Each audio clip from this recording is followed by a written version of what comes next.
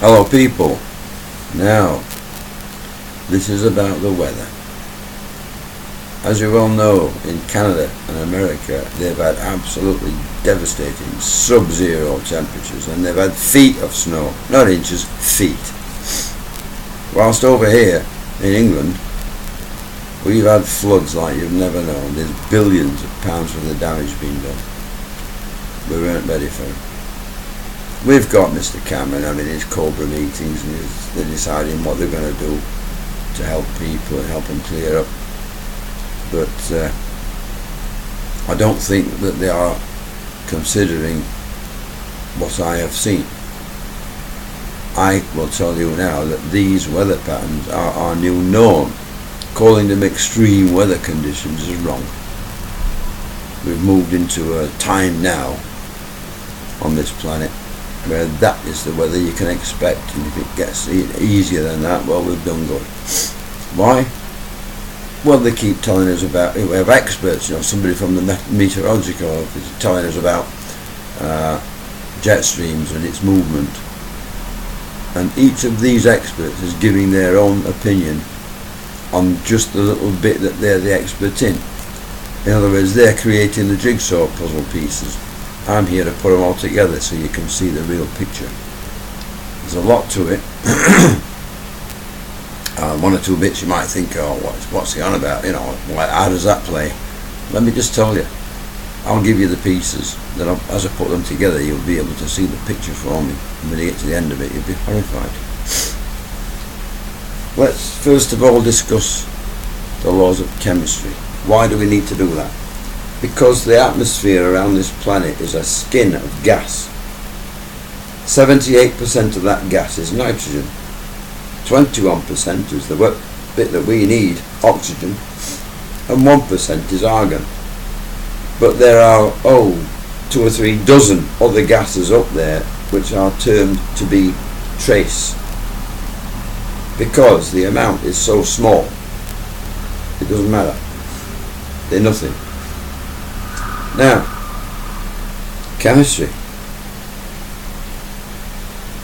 If you melted a vat of 100 tons of pure iron, and then you cast it and you cog the ingot down, that's forging it down with hammers, into billets, and billets you put those through rolls, and when you've finished the last roll you've got railway track. Pure iron railway track, good idea. Pure iron is very hard wearing, but it's soft. So you lay your tracks, you get a crane, you pick up this 100-ton engine and you put it down on the track, and wherever the wheels touch you get a little hole, where it sits a bit low on the iron. You try and drive the engine away, it won't go, because it's stuck in these little ruts it's made. A bit like your car when you get stuck in the mud. The more you try and get out, the deeper you get stuck. Okay, now what we do is we take all those railways up, carve them up, put them in pot, melt them again. This time we put 1/4% of carbon in, 1 part in 400, as little as that, and we cast it out, cog it down, roll it out, lay the tracks, put the engine on, and you can see the rails sag a bit, but not as much as before, and the engine drives off, and when it drives off you see those rails come back to the original shape. Why? Because the 1/4% contamination with carbon makes iron into steel, and iron is not ductile but steel is. So the lesson you learn is that the smallest amount of something extra in the mix can profoundly change the properties of what you've got at the end of that mix. I mean, just as an added incentive, sometimes you need a catalyst. If we had a great big tank with 1,000 gallons of distilled water in it, and we put an anode at one end and a cathode at the other. For those who don't know, the anode is a positive electrical point, and the cathode is a negative electrical point. So now you turn the power on and positive should zoom to negative. And in doing so, we have something called hydrolysis, which is where the water is broken back down into hydrogen and oxygen. It's done by passing electrical current through it. But you know what? The deal here is, it don't work. Distilled water cannot and will not conduct electricity. That's one of its properties. So what we do now is we take an eyedropper full of acid. I forget which acid they used when we did the experiment. It might have been nitric, might have been sulfuric. Don't matter. Put 3 or 4 drops of acid into a 1,000-gallon tank of water, and suddenly you will see a flow, because acid conducts electricity. So the slightest contamination of that water will promote the flow of electricity, and you'll get your hydrolysis. You'll get your breaking down into oxygen and hydrogen. So that's the reason why chemistry is important, because the air around our planet is nothing but a chemical mixture of 3 different elements plus a load of bits and pieces of other crap. Now the other thing we need to do, we understand and know we have to be within the laws of chemistry, but there are another law that's not quite so straightforward. For those of you who are as old a fart as I am, you'll have lived a bit of time, you realise that Mother Nature is very, very strong. So just have a look how she works. Mother Nature works in cycles. That means if you get on at one point, at the end of the timeline of that cycle, you'll come back to where you started. Mother Nature's cycles always have 2 equal and opposites, each of which gets its chance to be dominant within the term of that cycle. Let's take a day. If you start at 9 in the morning, 24 hours later the cycle's finished, but you are into the next cycle at 9 in the morning. A day has day and night, light and dark. The light is positive, people are up and around, animals are grazing, crops are growing. At night it's different. We're all in bed unless we're out clubbing. Oh, I've done some of that. Animals are bedded down, the plants aren't growing, they're doing something else which we will get onto later. Right, so that's a natural cycle. Natural cycle has, sorry about the graphics, I am absolutely crapo at this. But you can see there, I've put 7 cycles in and named them for the days. You can see there's an upper parameter and a lower parameter that contains the cycles, and in between there's a black line called, I forget what I called it, activity path. Now in days this doesn't much apply in the same way as it does in other cycles, but you can see the activity line will take us to night being dominant on Tuesday and day being dominant on Wednesday, and so on. It just gives an extra bit of dominance to that which is already dominant. Right, so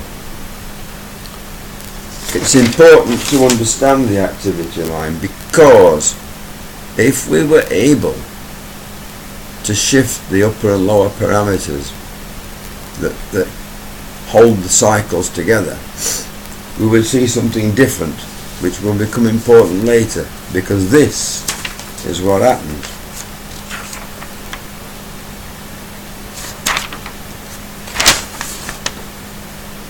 Can you see the activity line now where it dips well below the bottom parameter, because where it was expecting to be corrected it was free, and then it goes the same the other way at the top end. It goes to extremes. The activity line goes to extremes if you mess with the parameters. Now I'm going to tell you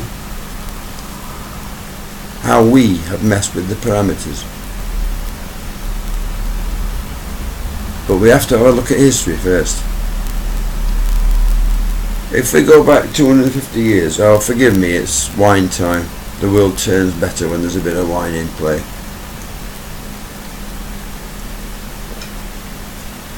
Yes, 250 years ago we lived on small holdings. Each family had a small holding. In the daytime the men ploughed the fields and sowed the crops or looked after the crops and tended the animals.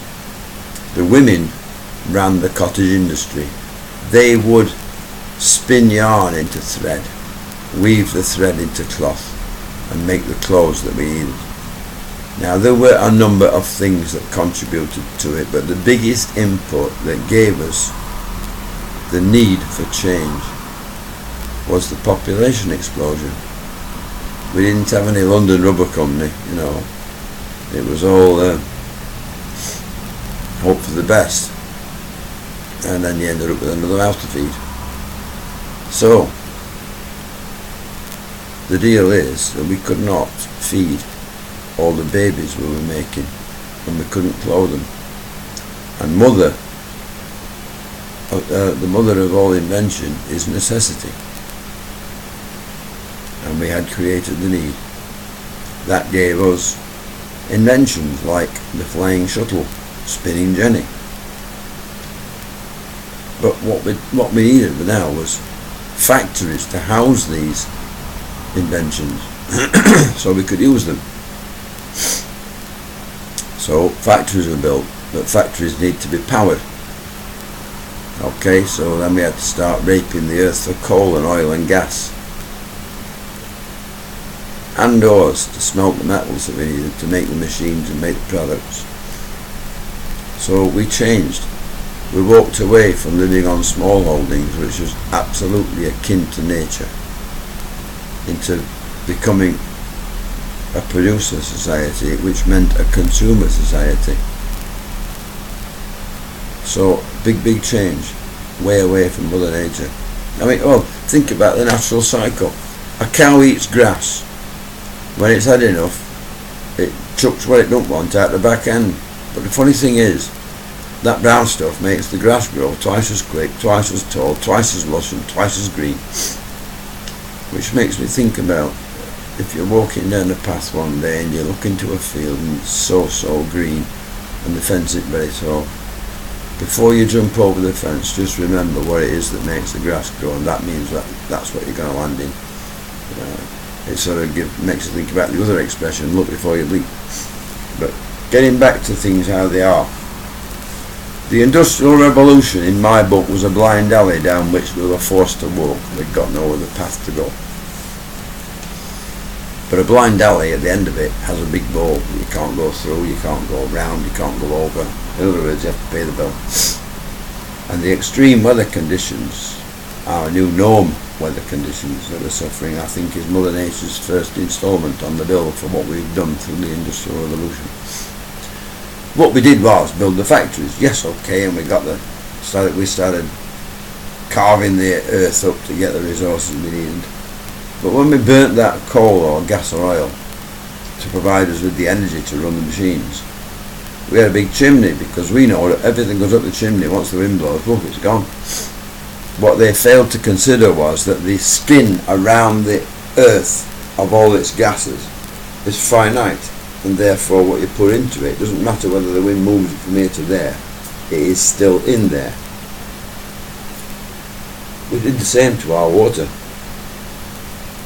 They just built pipes to the nearest stream or river, and whatever was liquid and waste they let it go, because as the river flowed it carried it away.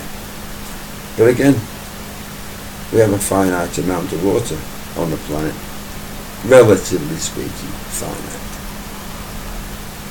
and if we continue to pollute it for 250 years it will not be the same water it always used to be. Right, and we've been doing this. We have been doing this. Just pardon me, I'm looking at my notes.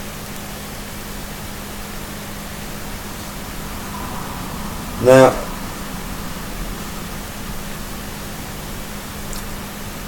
we've got this situation where If we now sample the atmosphere, we might find that carbon dioxide and carbon monoxide are no longer trace. We might find that there is a quantifiable amount in there because we've put it there. Just think of how many cars are on the earth, and every minute of every day that their engines are turning over, you're shoving carbon monoxide into the atmosphere. Thinking about the atmosphere, I'd like you to imagine, or you may not have to imagine, it might be your life, that you live in a very big city, like say London. If you wake up at 5 in the morning and you can't get back to sleep, you'll get up and take dog for a walk, take him out corner into the park. Now as you do that, it's a beautiful feeling because there's nobody else around and you feel you've got the world to yourself. And the air smells so fresh. Why does the air smell so fresh? Chlorophyll. Green grass, the leaves on trees, plants, anything that grows in the earth that's green contains chlorophyll, because chlorophyll promotes photosynthesis, which is how plants live. Now under photosynthesis, in the daytime they behave like us. When the sun's out and it's light, we are breathing in 24/7, we're breathing in oxygen and giving out carbon dioxide. Plants breathe in oxygen and give out carbon dioxide. But the beautiful thing is, while we're asleep, we're still doing it.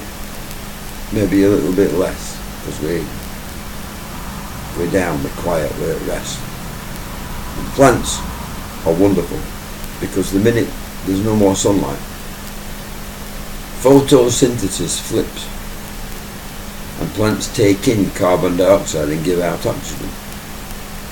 Now, when you've got that dog round the corner in the park and the air smells so fresh, there's only a limited amount of grass, trees and plants in that park. So they've regenerated the oxygen, but it's not gone up into the atmosphere, it's low level.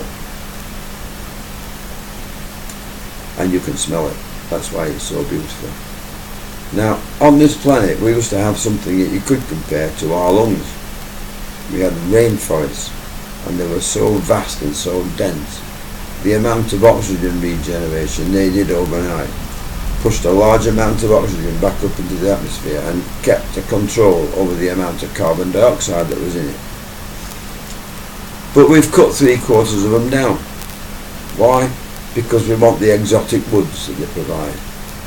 The government of the country where it used to be a rainforest wanted the land to be cleared so they could build factories, so they could have businesses, so that they could make their people richer and therefore be a good government and get re-elected. You know, all the crap of modern day living that is nothing to do with Mother Nature. We have shoved 2 fingers up at Mother Nature, or given her that one, for 250 years. It ain't surprising that she's beginning to kick back. She's looking at us and seeing dinosaurs. So what do? When somebody's having trouble breathing, they give him an artificial lung. The earth is having trouble breathing because the people living on it are poisoning the air, and the ability to turn that back around again has been cut down. So maybe we need some artificial lungs. We need to work out how many plants we need and where they should be sited around the world. And this is a global requirement. No country can be given the right to say, no, we're not doing it. This is for everybody, for the whole of mankind and this planet. We have to be greener. I'm not a tree-hugging idiot, I promise you. This comes from observation and science. If we build automatic scrubbers, these will be plants that draw in air and take out from the air carbon dioxide and carbon monoxide and let the rest of it go again. The carbon dioxide is cracked. That leaves us with carbon monoxide and oxygen. The oxygen to be released back into the atmosphere. Now we've got this mountain of carbon monoxide. Okay, crack it, that puts another load of oxygen back in the atmosphere, but it leaves us with a mountain of carbon. What we're going to do with carbon? It's a waste product. Well, if somebody said, I'll give you £5 a tonne if you let me come and take that carbon away, you'd be, oh, thank you, I'll have that. Right? So, yeah, but that's what we do. It's going to cost us, I don't know, £7 a tonne transport, £5 a tonne for the carbon. So we cart it away. And what do? We make carbon fibre sheeting out of it. Because what happens here, we're currently raping the earth for iron ore, a lot of which gets rolled into thin sheet steel, from which we make the panels for our washers and dryers. Fortunately, the fridges and freezers are made of plastic. But we also make the wings for our cars, the bonnets and boots, the doors, all the rest of it. That's what thin sheet steel is used for. Well, we don't do that anymore. We don't have to dig up so much iron ore, because now we've got carbon fibre. Sheet steel is somewhere between, I don't know, £500, £600, £700 a tonne. Carbon fibre at £12 a tonne, base cost, plus the cost of pressing it into a panel. It's gone out. So now we make everything out of carbon fibre. Okay, it's brittle. You have a bit of a tap on wing on your car, you've got to have a new wing on. Fair enough. But the cost of it should be next to no. Biggest cost will be paint. Getting paint on it. It's a throwaway society. Your old wing gets crushed up, becomes carbon again, throw it back in the pot, make another wing out of it. We are using a waste product which costs us virtually nothing to make things that we need, and it's stopping us having to spend all the money it costs to dig up iron ore and smelt it and roll it, just to make the product that we can make so easily out of a bit of carbon. Benefits, plus 20 miles per gallon on your car. Carbon fibre weighs about 1/10 the weight of steel. And we're actually doing something green. We're doing something that where Mother Nature might look at us and think, oh, well, that's good. Well, hang on a bit and see if it can get any better. If we don't do this, your grandchildren will turn around and look at you and say, oh, bastards, this is the world they gave me. If you do this, your grandkids will look back at your photos with fondness and think, hey, when they could see it was going wrong, they fixed it. So what do we do now? What we do is we make it very plain, any potential and possible chance to our politicians, whoever they are around the world, that whatever you're doing is not as important as looking after this planet. We want you to look down this way. Right, and we get them to watch this video. Let's hope it makes them think. Let's hope it makes you think. Now, we as people can never agree to agree. Look at the United Nations and how hard it is to get a decision out of them. What with the vetoes and the niets and all the rest of it. We've got to get past that, because we've got 3 challenges coming towards us, all of which can finish mankind. One of them is climate change. How could that finish mankind? Alright. The way the weather cycle works is like this. Most of the water that evaporates into the atmosphere to give us our rainfall comes from around the equatorial regions, but there's one place in particular that seems to be rather important, and that's the mid-Pacific off the west coast of Mexico. There we have the base cycle of the weather cycle. It's known as El Nino, little boy, and La Nina, little girl. If you take the temperature every day of the surface of the Pacific in that area, you will get across a year a mean average temperature. El Nino raises that temperature, but not by a lot, but only about maybe 1 degree Celsius. La Nina, she's naughty. She reduces it by 3 to 5 degrees. This causes changes because the water that's evaporated goes up into the atmosphere and is taken up by the 2 jet streams. Jet streams are a stream of fast flowing air about 40,000 feet up. One goes north and the other one goes south, and they are very, very largely responsible for our weather patterns. I've done this, it's a very, very bad graphic.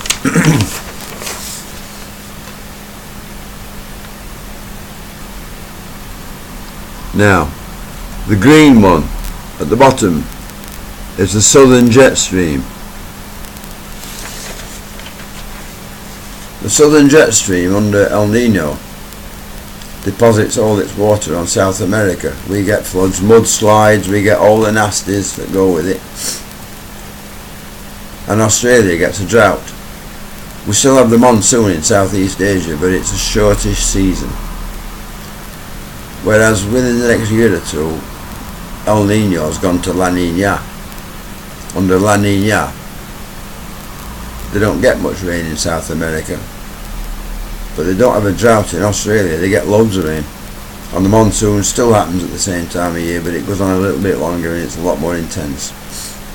And that is how the jet stream deals with the southern hemisphere. The northern hemisphere is different. That's where we are now. If we look at this bit, the blue line is the original route of the northern hemisphere jet stream, 40,000 feet in the air, and it takes all that water that gets up from the Pacific and it goes up to Norway, bypasses Britain and Ireland and all the rest of it. But on its way, it's raining, and the water falling into the Atlantic is a good few degrees warmer than the Atlantic. It's important. Now, we have something else happening in the northern hemisphere, which is the red line. That is the Gulf Stream, which is a stream of water from Mexico, the Gulf of Mexico, and it goes over the north of Ireland and it finishes on the west coast of Scotland. Now if you look at the black line there, the black line is now where the blue line, call it blue. Alright, that blue line isn't where it is now, it is where the black line is. So you can see that it's cutting a lot further south, it's cutting across England, and in so doing is responsible for the floods that we're getting at the moment. This happened in 2007, where we got flooded in England. In 2008 the jet stream was further south, they got flooded in France. So I would put it to you that it's the pollution that we've done over 250 years that's responsible for moving the jet stream. But what's important about it? What's important about it is it would demonstrate how mankind can change the time cycle of a natural cycle. It is somewhere between 90 and 120,000 years between one ice age and the next. The last one finished 10,000 years ago. But now, if you look again at this,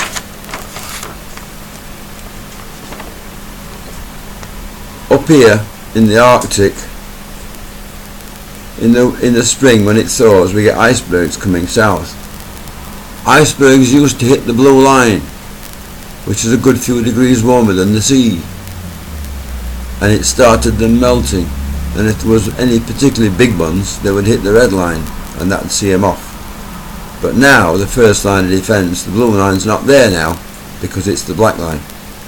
So now they can come a lot further south, and the first line of defence is the Gulf Stream.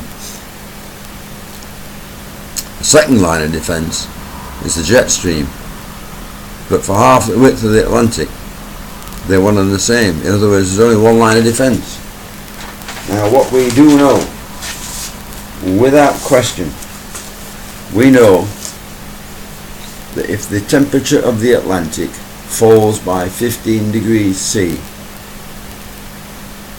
from what it is now, then the conditions are right for the onset of the next ice age. So we will have cut 80 to 110,000 years off a natural cycle because of the pollution that we put into the air.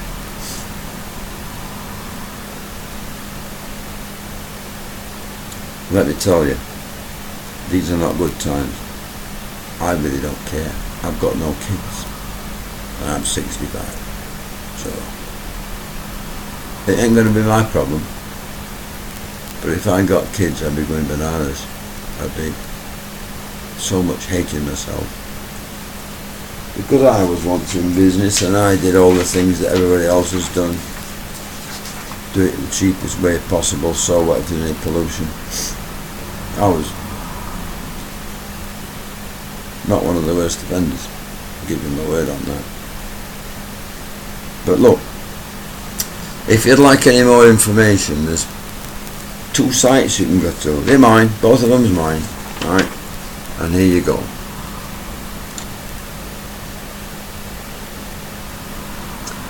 The one on the top, The Universe Explained, is exactly that. Spend 20 minutes and read it. A lot of what's in this video is in there. The one underneath, causticbites.co.uk, that is UK politics and world affairs.